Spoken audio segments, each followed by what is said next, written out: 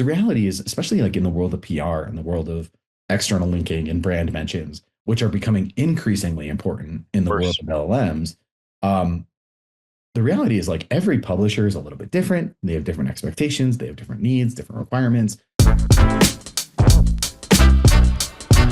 You're listening to Built to Convert, the podcast where growth-minded marketers, founders, and creators come to level up. No hype, no guesswork, just bold insights that drive results. Let's go. Hey, I'm Tyler Lane, founder of Session Interactive and host of Built to Convert. On this show, I sit down with growth-minded founders, marketers, and business leaders to explore how strategy, analytics, and smart marketing decisions drive real revenue-focused growth. This episode is brought to you by Session Interactive, the digital agency that helps brands turn complex data into clear, actionable strategy. From SEO and analytics to paid media and I can talk, I swear. From paid media and experimentation, we help determine and evaluate performance-driven teams to help them solve digital challenge and unlock growth. Learn more at sessioninteractive.com. All right. Today, I'm joined by Amir Alsayegh, SEO and growth consultant supporting organic strategy at Crocs. He's got some side gigs too, which is really cool. Amir has led SEO strategy across major global e-commerce brands and previously worked agency size director of SEO at El Toro Interactive. He's someone I personally worked with back in our Location 3 days. We had a lot of fun back then. So I know how firsthand how sharp he is and just the presence he brings. So Amir, great to see you. Great to have you, man. Really good to be here. Thank you so much for inviting me, Tyler. Of course. Well, let's dig in right here. Let's kind of establish some of your roots and your background. I'd love to hear. I know you and I have worked together personally in the past, but what you've been up to over the last few years and what you're focusing in on now at Crocs. Yeah, 100%. Yeah. It's been kind of a crazy few years, actually. So yeah, from when we last worked together, at Location 3, I bounced around from a couple of different agencies. I tried an in-house role at kind of like a startup that was in kind of the tech space. Went back agency side at El Toro for a few years. Built a team over there, built a program basically from the ground up, which was really, really exciting. And, certainly learned a lot of lessons along the way. And then from there, this opportunity came along and Crocs was looking for someone to join their team in-house as kind of the SEO strategist, the SEO go-to. And it was a role that they never really had, which was really, really interesting, especially for a public company, a brand of that size. They didn't really have like a dedicated SEO resource. And so I started actually as a consultant for them. So I was advising for them for, I want to say it was like 6 months, maybe a year. Nice. And then they brought me in full time about a year ago. So my role is kind of interesting. I technically sit on the Crocs North America digital marketing team. And so, everything that we do kind of has this priority around North America growth, North America traffic and revenue and sales. But being the only SEO resource, I have the unique and wonderful pleasure of getting to work on the other international domains, the other regions, as well as our sister company, Hey Dude, which we purchased back in 2019. And so, yeah, it's been really great. Working for a public company, working for a big brand, it's a whole unique kind of animal. And there's so many kind of crossover lessons that we take from the agency side. But it really was almost like starting a whole new career, stepping into this new world of, we have to learn how an organization operates and then how that brand operates within this larger ecosystem. But it's been great, a wild ride, but a great one. I love that, Amir. Yeah.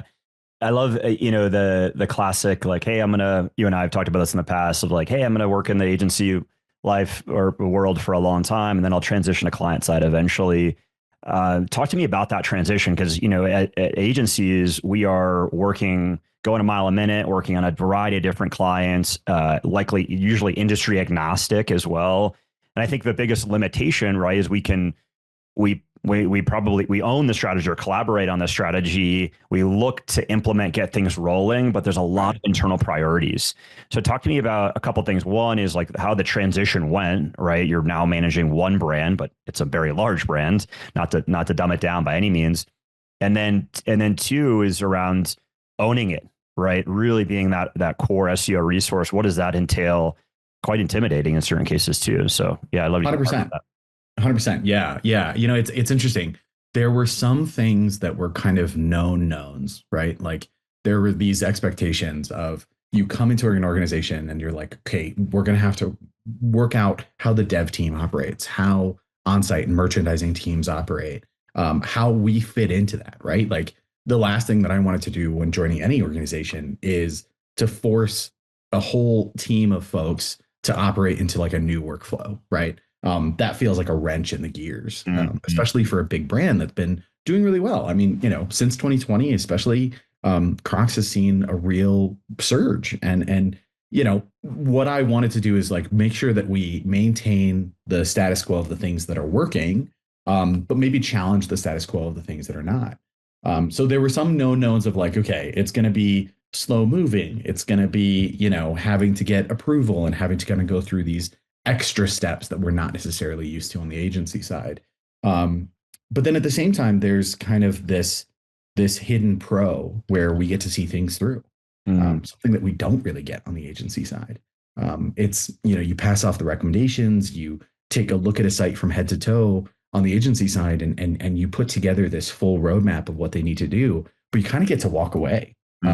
And some of that is good, but some of that is a little, you don't feel that, kind of completeness. And so to be able to see things through, to be able to act on things and see them all the way through to great, performance is really good. And now performance is good for a long time. And you kind of see almost like a medal on a trophy, or a trophy on a shelf, and be able to say, great, we still have that ranking. We still have that performance.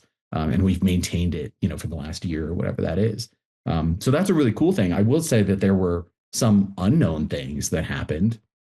For example, you aren't pursuing perfection anymore, which was kind of the case in the agency. Right? Yeah. Yeah. I mean, there was like a pressure to have the perfect recommendation, to have the perfect solution for whatever problem, a brand comes to us with. On the brand side, it's more like sufficient, because there are kind of inherent issues with whatever solution you're presenting. You're kind of having to build these workarounds of, okay, well, the technology doesn't support that particular implementation, or, you're going to be disturbing kind of the peace of another team, or the potential success of another team by making that recommendation, that sort of thing. And so rather than pursuing perfection all the time, it's more like, we know what we need to do to be successful. How much of that can we do without disturbing anything else, without disturbing kind of this delicate ecosystem? And I really didn't expect that. That was kind of a wild turn when I first joined, of like, and even from leadership, they were saying, we're not looking for perfect here. We need to just get this extra step, this extra level of performance. Whereas the agency leadership was like, your recommendations better be perfect. Exactly. Well, hats off to the Crocs leadership team to be sophisticated enough and just to be knowledgeable enough around SEO and this moving target. And yeah, perfection shouldn't be the goal, right? Directional attribution, directional structure of a strategy. I guess, talk to me about that. The word strategy, right, is, I think oftentimes as SEOs will jump in, right? We'll look at a search operator. Okay, the site's got 1 million URLs. I'm going to start, the wheels are turning already. And you're like, okay, I'm going to do this. I'm going to make my impact there. And I think you brought up a good point around just like establishing the rapport with those teams before ruffling the feathers, or really understanding again, what's realistic and not necessarily trying to achieve perfection. But what were the first couple of things that you were like, okay, I know I need to do, I've established this rapport now. Okay, I'm going to really provide some impact, but without spreading yourself too thin. Because again, there's so many opportunities, right? I'm sure you were a kid in a candy store, just like, okay, right, I'm going to make myself known pretty quickly here. But talk to me about like prioritization and being able to kind of justify maybe project shifts and strategic direction. For sure. Yeah. Yeah. So actually we did kind of something interesting that I got a chance to kind of try out. And that was, testing almost in kind of these controlled environments. So we knew the things that we needed to do to be successful was things like improve our technical health, right? It's a huge site. It operates on Salesforce. There's so many kind of technical components that need to be done correctly for every product silo to really perform well in organic search. And excuse me, to really perform well in not only the branded search, but the non-brand world too. And so rather than pursue all of those and start kind of taking the first step in every product silo, we took a step back and said, can we kind of do what's right for one of these product silos, drive value for, one of the many products types and kind of the non-brand worlds that we live in. And then once we figure out exactly what we need to do, what problems arise as we try and do them, and then act on them and really see performance, can we replicate that across all the others and kind of learn as we go?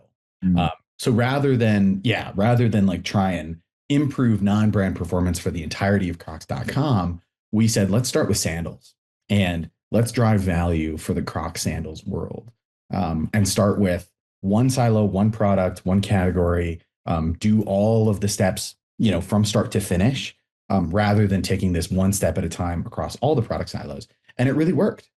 We saw significant growth. We've maintained that growth even during the down season of winter. And we've basically learned so much along the way that now when we replicate that for our next product category, it'll be a little faster, a little bit more efficient, and ideally we'll get better results as a result. So there was kind of this moment of, again, this agency versus brand discussion where it was like, yeah, we're not talking just about non-brand growth. We're picking one, running it all the way through, until kind of that finish line, and then turning around and doing it again. Yeah. And that's kind of a cool thing. And again, I can't thank our leadership enough. Lane, who of course, worked with us at Location 3. Billy, our senior director, and then John and Elaine, our VPs. They really do a great job of being able to understand that and give us, as much free reign as we possibly need. And so there was kind of this moment of, I felt a little bit chained up in my first few months, where I was having to learn how the kind of different mechanisms work within the organization, what teams are responsible for, that sort of thing. I wasn't feeling like I was acting enough. And then they kind of, took me aside almost and said, listen, let's kind of break these chains and let you run and see what happens. Amir, shout out to Lane, shout out to the leadership team. Again, that's just a lot of things you don't hear from other organizations. 100%. So, with category level prioritization, you bring immense amount of SEO skill set, but let's be clear, right? No one has all of the themes locked in, off page, on page, technical, local, all those different components. We can have experience with a lot of them. So in terms of what did you prioritize? Because there's also probably limited capabilities in certain organizations too. It's like, yeah, I'd love to work with the PR team. I'd love to obviously influence the content side. The technical side's really where I want to focus in on because it's maybe a mess or certain things. I don't know. So how did you go about doing that? And what maybe not limitations or guardrails or expectations do you set up and for the team to be like, there's a much more we can do here, but maybe let's fixate on some of these things that we think are going to be really effective over everything. 100%. Yeah. Yeah. So during those first few months, learning how the teams operated and what they were responsible for, everyone was asking about best practices. And there got to this point where I was like, you almost kind of hear the word so much that it stops it stops sounding like a word anymore. And so we deconstructed it a little bit and changed it from, instead of what are the best practices on digital PR, for example, we instead recreated them as a good, better, best practice. Mm-hmm. So kind of backing it up a little bit and saying, what's sufficient to get enough performance for the brand? What's a better version of that? And then what's kind of the best, a perfect model that we're striving for?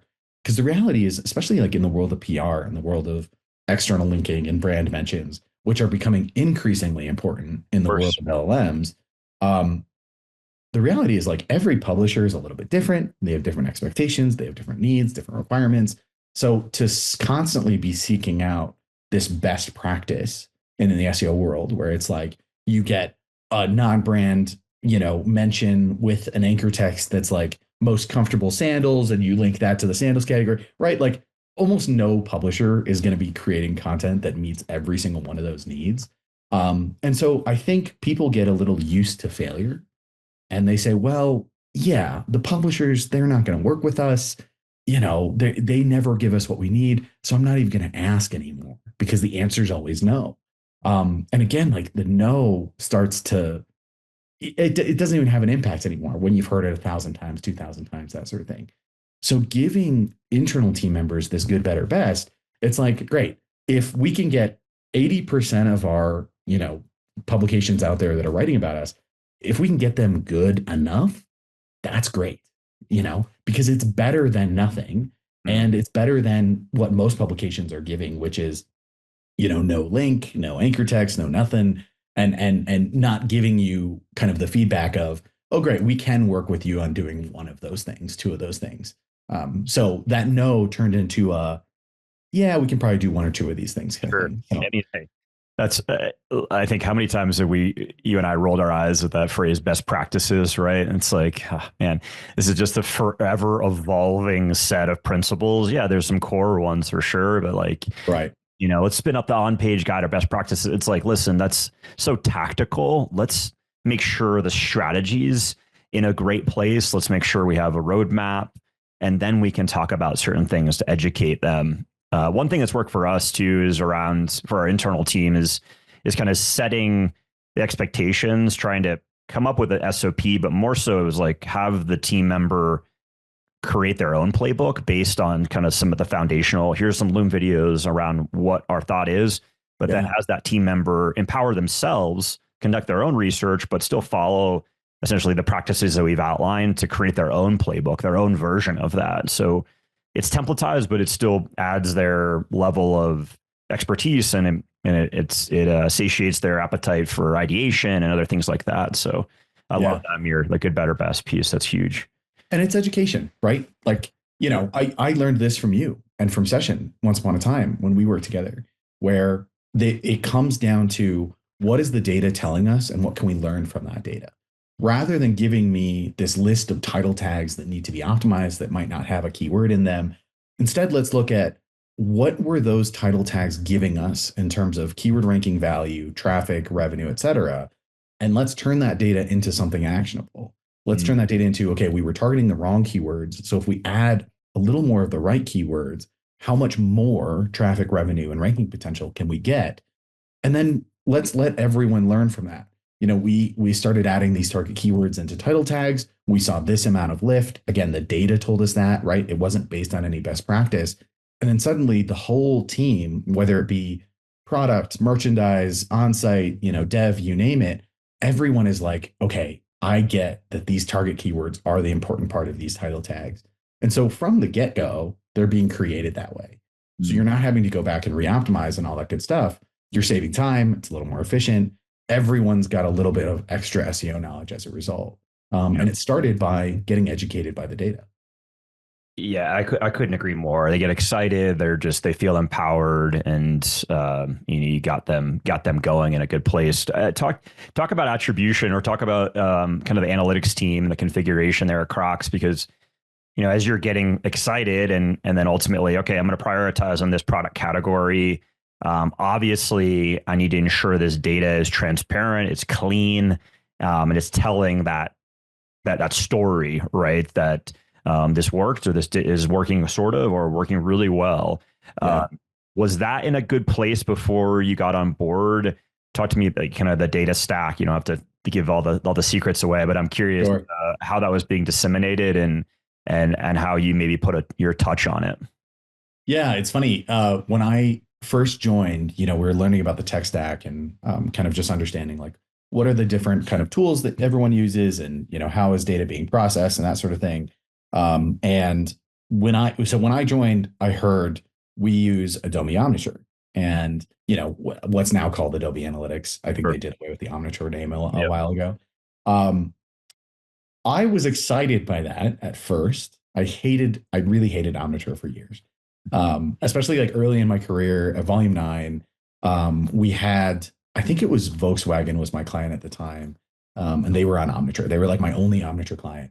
And it just felt like a pain, right? It was like, oh, I have to log into this other system and the data doesn't really make sense. And it's so custom that any dashboard or anything that I need to create, it feels like I'm having to learn like a whole new language to work with it. Sure. Yeah. Yeah. And there was this kind of this trauma in in my past that I'm like, oh God, Omniture is the worst. I'm not excited to work with it at all. And then you get into it and you see the dashboards that the team built, and we have a really great analytics team. They work really hard, pumping Omniture or Adobe Analytics data into Power BI, making it a little easy to understand, cleansing it in the process, which was really, really great and easy to use. I was then excited by the idea of never having to use GA4 again, right? And you, great pro right there. Yeah, exactly, right. Major win off the get go. And you know how annoying GA4 is now, especially. I'm sure it's probably gotten better since I've not used it quite as much. But yeah, there was this moment where I was like, oh, there's going to be amazing attribution data, and it's going to be fully built and fully customized.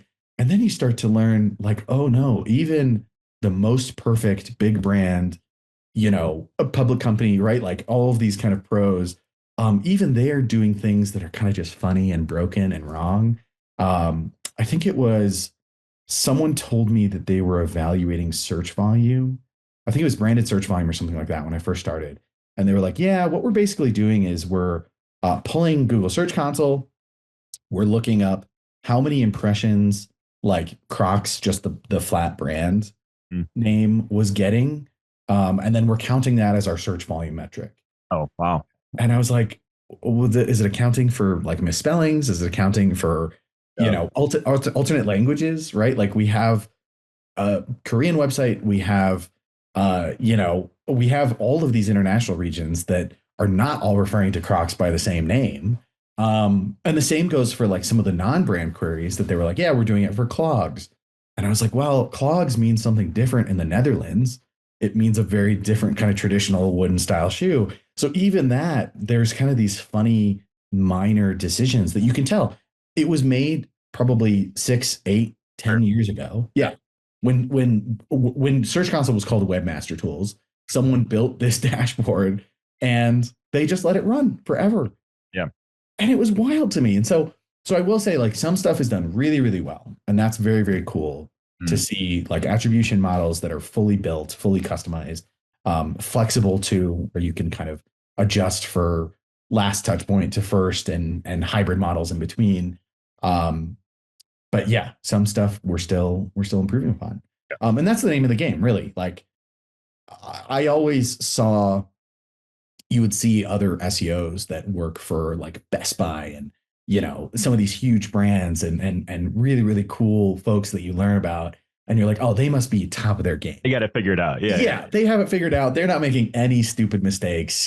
They're nailing it every single day. They're bringing their best. And then you kind of get there and you're like, oh no, everyone's got the same silly mistakes, silly issues, you name it.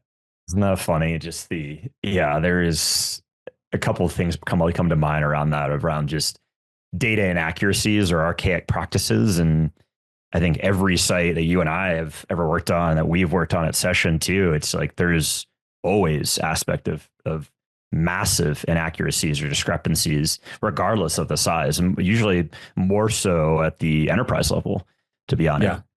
Yeah. And I totally relate to that. The Adobe Analytics component, because we've had a couple of sites. We still have a couple of sites that are using it, and it's like the trepidations, intimidations. That's really, it's fear. It's like, oh, am I going to be able to pull why isn't this like Google Analytics? Right. No, wait, is this? Yeah. It's pretty funny. As we transition here, obviously, probably, where I'm going, that the trending acronym, right? I've been bringing this up the last few podcasts and we'll continue. You're talking about reporting and other things, of course. And as LLMs become more ubiquitous and just as people are getting more and more accustomed to them, we know Google, you and I, right? It's SEO is far from dead, right? It's evolving, it's changing.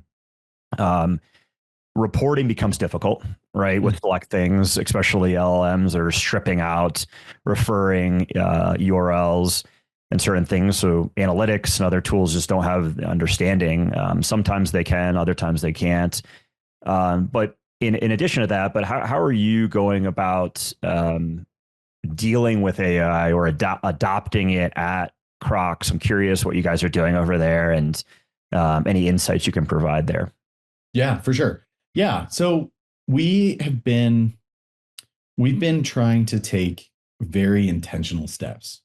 AI is hot right now. You see a lot of brands that are kind of jumping on, I wouldn't even call it a bandwagon, right? Like it's here to stay. It's yeah. At this point, it's here to stay. It is a new piece of technology that I think has so much power and so much potential that yeah, I think as a brand, like we want to be slow and intentional and make good decisions around it, and ultimately do right by our consumer.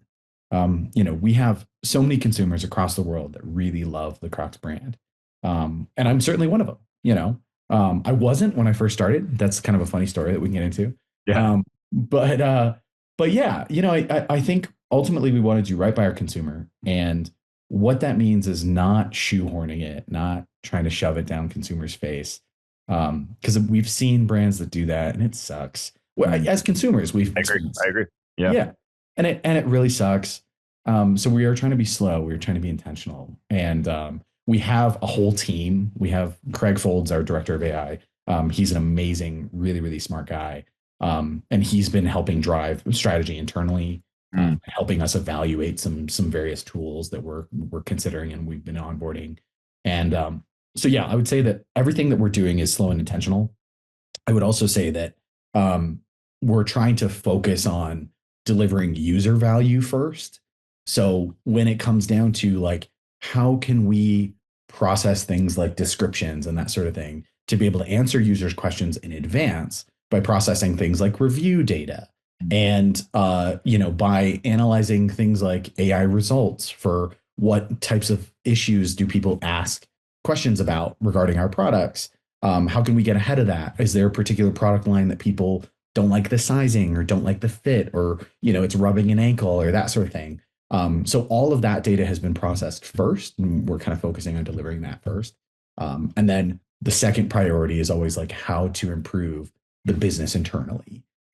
Things like getting better data, better attribution, that sort of thing.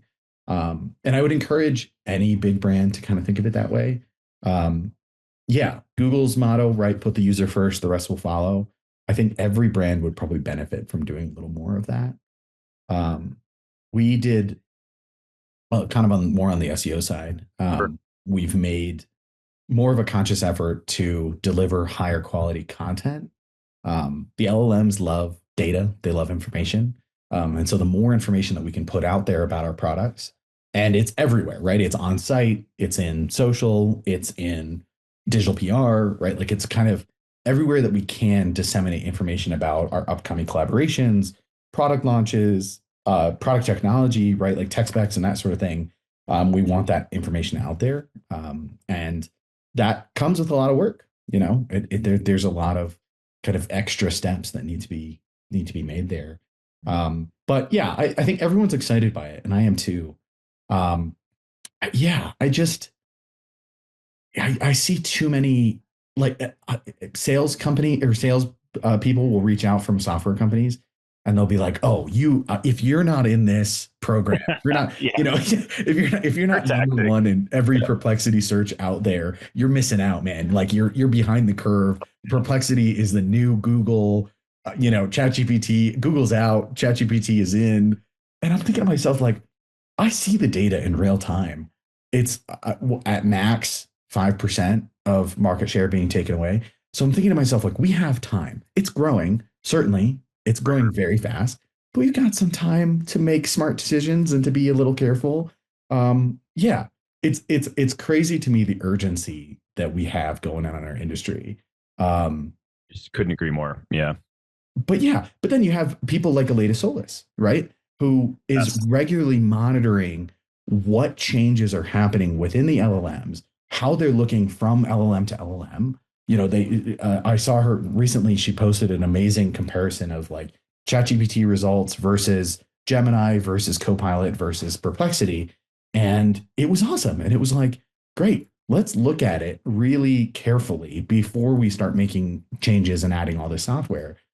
Because the reality is like the biggest shift that happened with the introduction of AI and LLMs was that software companies started hitting us hard. There were, there were 100 new software companies out there all wanting to sell their product. And that's cool. But if that's the biggest effect that we're seeing right now, then maybe we should take a step back and, rethink some things. It is just kind of this arms race, right? And I think there's just like the natural intimidation. I'm behind, right? Or Right. I need to get up to speed. Oh, DeepSeek came out. What's going on with that? Or, Gemini just launched 2.5, right? And what about ChatGPT? And what are people using? And it's a lot, I think. I love hearing just leading with intentionality, leading with more of that pragmatic approach of evaluation and, hey, we're going to 100% implement this and we're going to monitor it, but we're going to do it strategically, because I do think that's been happening quite a bit with brands, and definitely agencies too, are just like, hey, we're behind. We got to implement something, right? It's right. Let's actually, again, go back to those fundamentals around putting a strategy together. It also reminds me, Amir, when, especially specifically like AI overviews, when the featured snippet came out, right? And yes. Like, we're done. We're done. They're getting all their answers there. They're never going to go to a website again. Right. That was just that real estate. Oh gosh. And now AI overviews is in it. And, it's a similar concept, obviously much more advanced, much more customizable, the AI overviews. I love Lily posting stuff about some of the AI overviews and how they just get it so wrong so often, right. which is pretty wild. But yeah, or voice search. Yeah, voice search component. Yeah, exactly. Everyone was like, "Oh, voice search is going to be it's the new thing. Nobody's going to type again." Hero. Like, in 5 years, keyboards won't exist anymore. Everyone's going to be voice searching. Everyone's going to be using voice to text and all this stuff.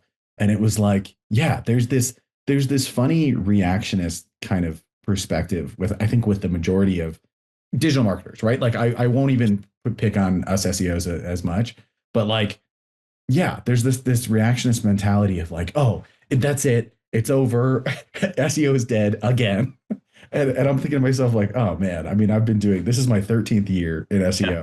Oh, gee. Times I've seen SEO is dead headlines come and go. I think it was Amanda from Spark Toro was like, get out of your LinkedIn feed, right? Get out of your Twitter feed, because those are like, or whatever, who you're following. Obviously that's dependent, but like, sure, you're behind, like, what are you doing? All this stuff. And it's like, listen, that is the smallest subset of the world.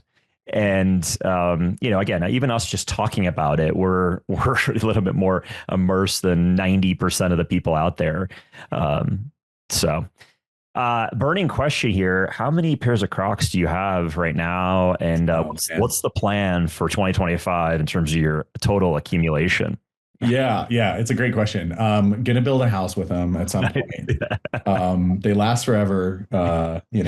Amazing quality, amazing durability. Get the plug going here. I love it. Yeah, durability like you wouldn't imagine. Search durable shoes, and we'll certainly come up. Number one. No modifiers. Yeah. Right. Yeah. No modifiers. Yeah. Don't include a semicolon. Yeah. So I've been there for about 2 years. I have probably pushing like 50 or 60 pairs now. Awesome. It's awesome. And honestly, it's all I wear now. It's all I wear.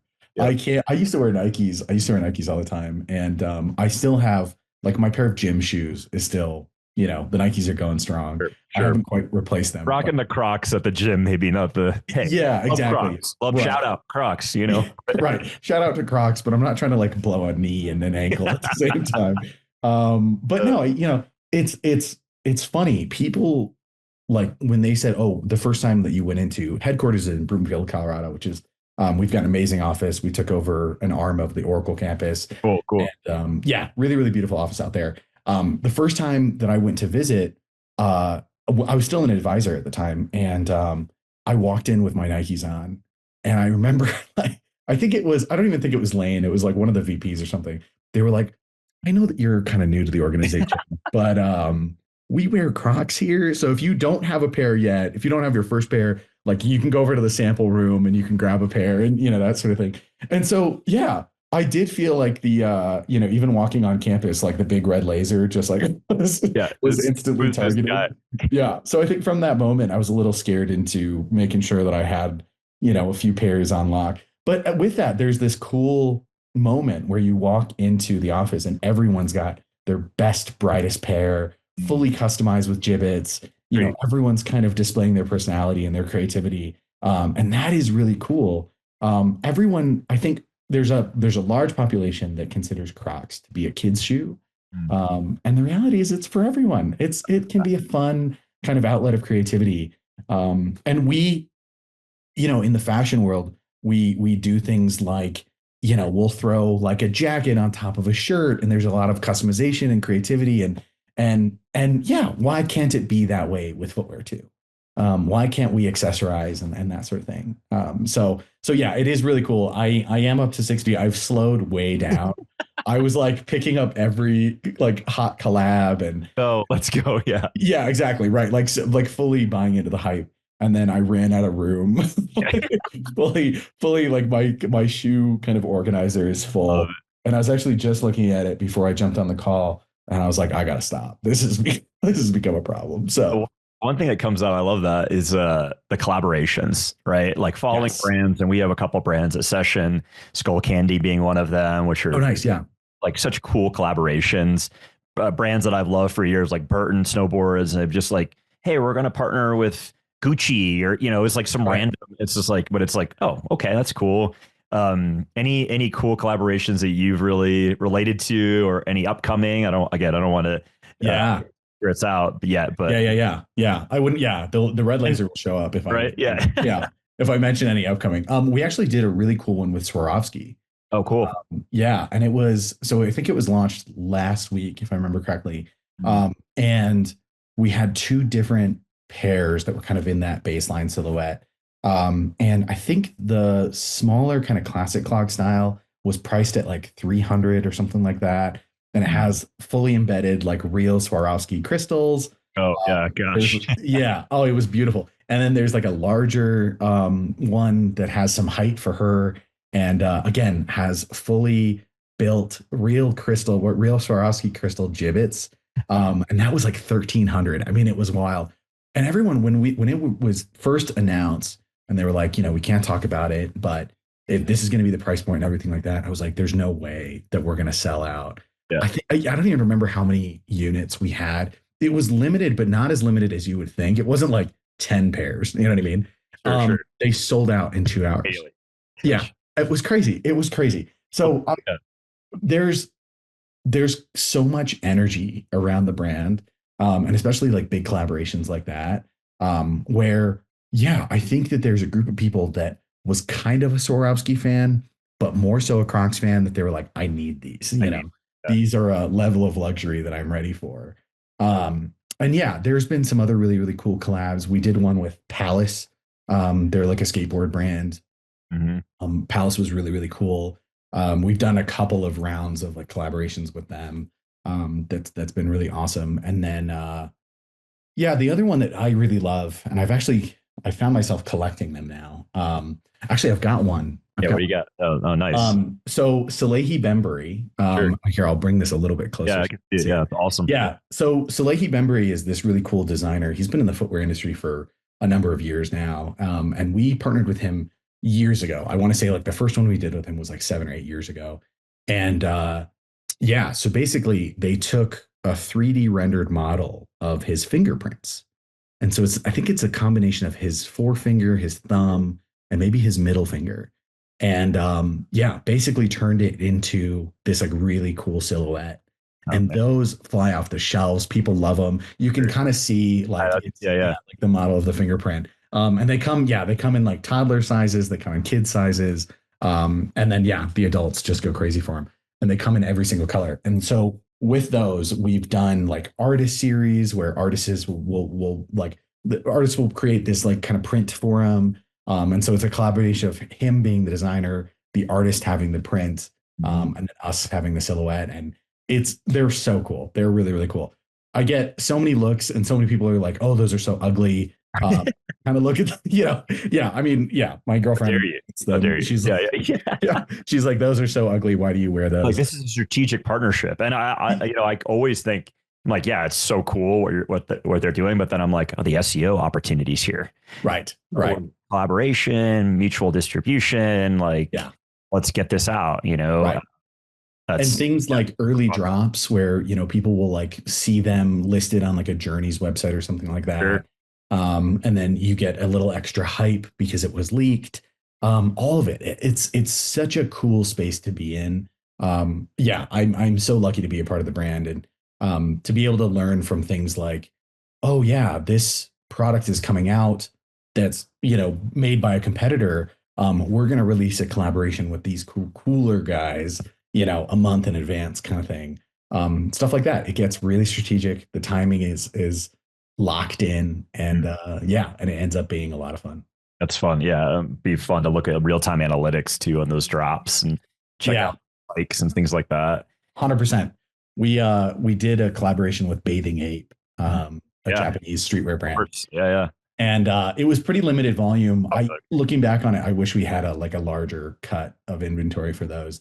But I mean, yeah, flash in the pan. We had like 1 million users in the day coming to look for a product that I think we only had like 200 of or something like that. Very limited release. Yeah. Yeah, exactly. Yeah. But yeah, so much excitement, so much energy around the brand. Amir, so cool to hear. Last question here. I'm curious on, the classic, like, tools that you're hot on right now. But also just, I know you and I follow a lot of the same people and get a lot of some of the great information, but like kind of the local influencers or individuals that you're getting information from, publications, things like that. Share that. It'd be helpful. Yeah, for sure. Yeah. A couple of cool shout outs. We've been looking for a new agency. And in that process, we learned of really, really great teams out there that are doing really awesome things. Brain Labs, I would love to give a shout out to them. They're a really great organization, solid agency, doing some cool things.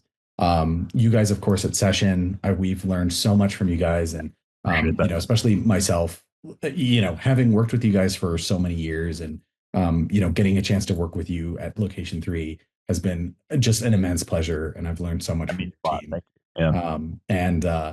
And then Botify is a tool that we are seriously considering right now.